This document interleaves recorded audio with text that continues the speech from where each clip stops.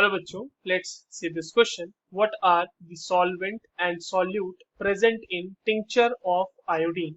Tincture of iodine में solvent और solute कौन कौन से प्रेजेंट रहते हैं, ये हमें बच्चों बताना है.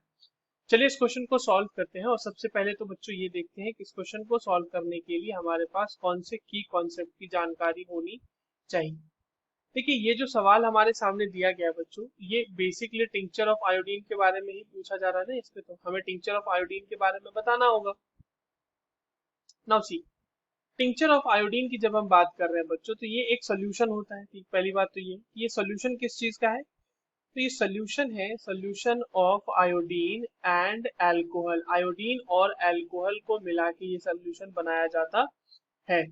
जब हम सॉल्यूट और सॉल्वेंट की बात करते हैं, तो टिंचर ऑफ आयोडीन के केस में जो सॉल्यूट होता है बच्चों, वो 2 से 7% एलिमेंटल आयोडीन जो होता है हमारे पास, एलिमेंटल आयोडीन, वो होता है solute.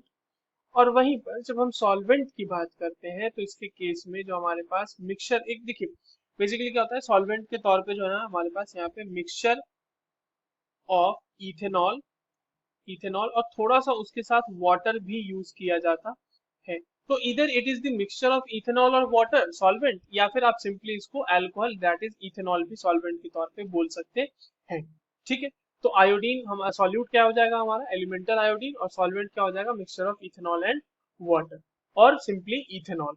Right. And what is the use of in tincture of iodine? तो देखिए बच्चों, यूज जो होता है जनरली इसका, ये एक एंटीसेप्टिक की तरह यूज किया जाता है.